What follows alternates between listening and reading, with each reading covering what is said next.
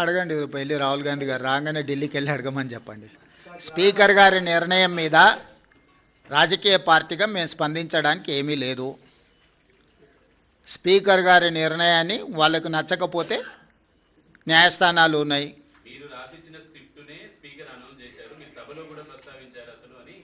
ఇప్పుడు నేను వాళ్ళ అవగాహన రాహిత్యానికి జాలి పడుతున్నా.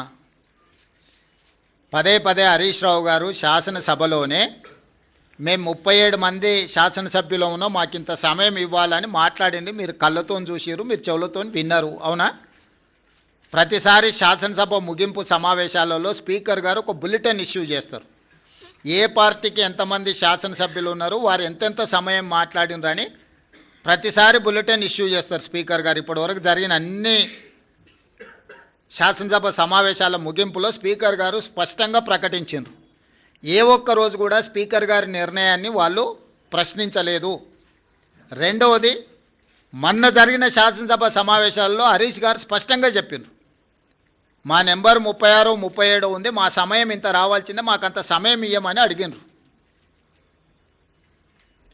టీవీలో పేపర్లో మేము చూసిన ప్రతి నెల 5,000 రూపాయలు ఎమ్మెల్యేల నుంచి వాళ్ళ టీఆర్ఎస్ ఎల్పీ నిర్వహణ కోసము డబ్బులు కూడా తీసుకున్నారని.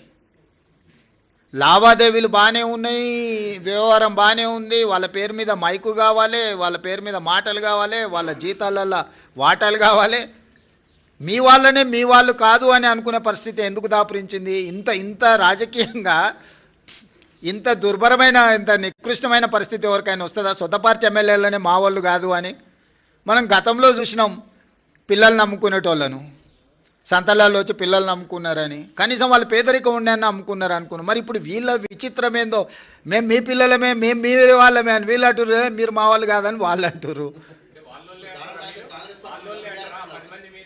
వాళ్ళు అదే చెప్తున్నారు కదా. ఎవరి ఇప్పుడు దాంట్లో ఎవరు మైనర్స్ లేరు, అందరు మేజర్లే కదా, విజ్డమ్ ఉన్నోళ్ళే కదా. ఆ మేజర్స్ విజ్డమ్ ఉన్నోళ్ళే వాళ్ళు ఎవరో చెప్తున్నప్పుడు నీ అభిప్రాయంతో నా అభిప్రాయంతో ఏం పని ఉంది?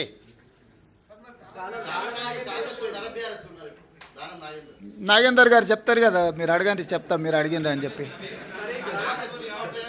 ఎస్ అమర్ గారు, అమర్ గారు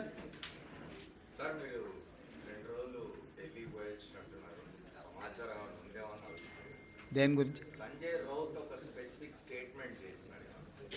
డిసెంబర్ 19 నాడు ప్రైమ్ మినిస్టర్ మారబోతున్నాడు, లేదు. ప్రైమ్ మినిస్టరే దేశంలో లేడు, ఆయనే విదేశాలలో ఉన్నాడు. అసలు 19 లోపల వస్తాడో రాడో కూడా నాకు సమాచారం లేదు. కాబట్టి మార్పు గురించి ఐ డోంట్ నో. అంటే ఆయన స్టేట్మెంటు నా దృష్టిలో లేదు, మార్పు విషయం అసలే లేదు. ఎందుకంటే అది బీజేఎల్పీ తీసుకు